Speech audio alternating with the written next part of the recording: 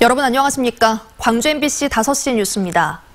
광주 지역 요양시설 종사자와 간병인 가운데 신천지 교인이 200명이 넘는 것으로 나타났습니다.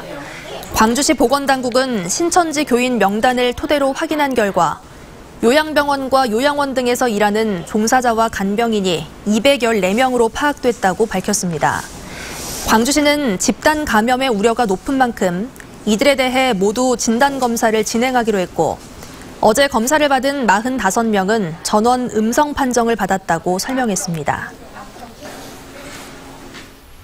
서울과 대구 콜센터에서 코로나19 집단 감염이 발생하자 광주시가 광주에 있는 64개 콜센터에 대해 긴급 방역에 나섰습니다.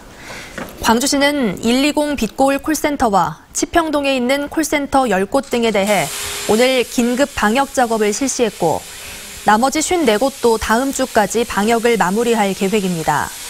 광주에는 모두 7천여 명의 노동자가 콜센터에서 근무하고 있습니다. 광주시는 또 청소년 이용이 많은 PC방과 동전 노래방 990여 곳에 대해서도 방역 상황을 점검하고 소독제 등을 나눠주고 있습니다. 달빛 동맹과 병상 나눔 차원에서 지난 4일 광주로 이송된 대구 지역 확진자 4명이 일주일 만에 퇴원했습니다.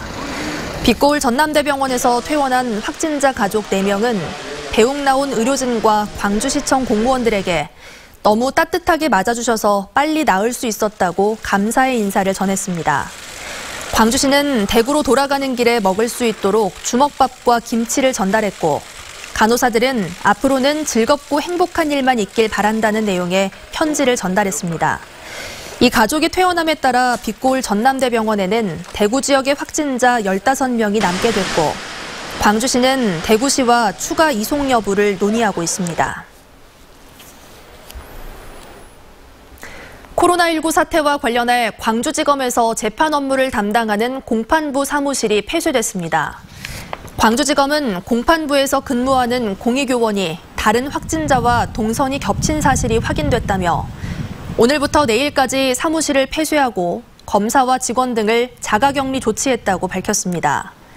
검찰은 해당 공의교원으로 하여금 코로나19 검사를 진행하도록 하는 한편 검사 결과가 나오는 내일까지 변호인들의 수사기록 열람과 등사 업무를 일시 중단한다고 덧붙였습니다.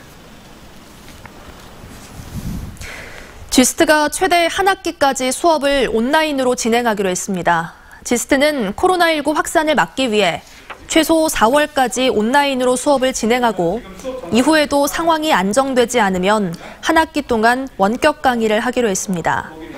지스트는 이를 위해 실시간 원격 수업 등이 가능한 시스템을 준비하고 교수진 등을 상대로 온라인 강의를 시연했습니다. 광주 전남의 다른 대학들도 다음 주부터 온라인 강의를 시작한다는 계획에 따라 강의 자료를 업로드하는 등 수업 준비를 서두르고 있습니다.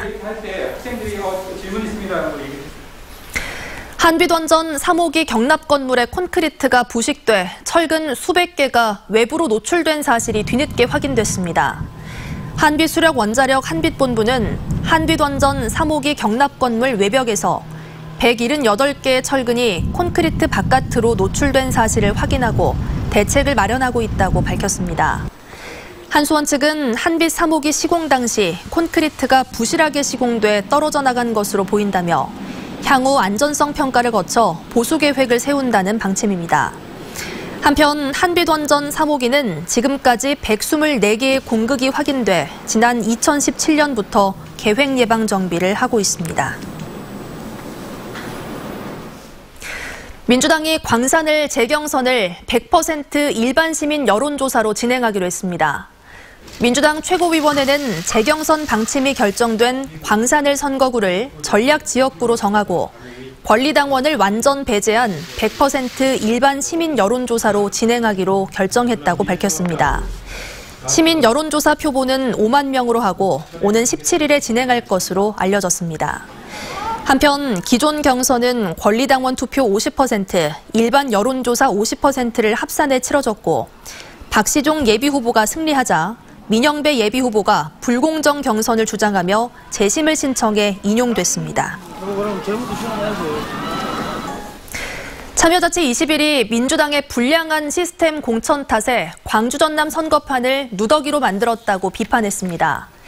참여자치 21은 논평을 내고 민주당 경선 과정에서 불공정 시비에다 불법 탈법 행위가 이어져 경선 불복과 번복, 고소, 고발 등 심각한 후유증을 낳고 있다고 밝혔습니다. 참여자치 21은 이 같은 후유증이 발생한 것은 민주당의 시스템 공천이 불량했기 때문이고 유권자의 준엄한 심판을 두려워하지 않는 민주당 지도부의 오만함이 경선 혼탁과 공천 잡음 등 정치적 불상사를 발생시켰다고 지적했습니다. 최순실 저격수로 불리는 노승일 광주 광산일 예비후보를 민생당이 새로 영입했습니다. 민생당은 최고위원회에서 노승일 예비후보 등 4명을 총선 인재로 영입했다고 밝혔습니다. 노승일 후보는 박근혜 전 대통령의 비선 실세로 불린 최순실 씨의 국정농단을 폭로해 주목받았고 4.15 총선 광주 광산일 선거구에 예비후보 등록을 했습니다. 이번에 이제 민생당이 입당하면서 인공지능과 관련해 국내 최다 특허를 보유하고 있는 솔트룩스와 광주시가 업무 협약을 체결했습니다. 광주시와 솔트룩스는 이번 협약을 통해 광주 인공지능 직접단지에 빅데이터 센터를 설립하고 전문 인력 육성에 협력하기로 했습니다. 또 내년까지 300여 명을 채용하는 등 인공지능 관련 전문 일자리를 마련하기로 약속했습니다. 이를 위해 솔트룩스는 3월 중에 솔트룩스 광주 사무소를 설치하고 하반기에는 별도의 법인을 설립하도록 했습니다. 5.18 민주화운동 기념일을 지방 공휴일로 지정하는 방안이 추진됩니다. 광주시의회는 정무창 의원이 대표 발의한 5.18 기념일 지방 공휴일 지정 조례안을 의원 입법으로 제정하기로 했습니다. 지방 공휴일에 관한 규정에 따르면 지자체가 법정 기념일 가운데 지역에서 특별한 의의가 있는 날을 지방 공휴일로 지정할 수 있습니다. 지방 공휴일은 공공기관 등 공무원들에게 적용되고 민간 기업도 노사 협의를 통해 휴무일로 지정할 수 있습니다.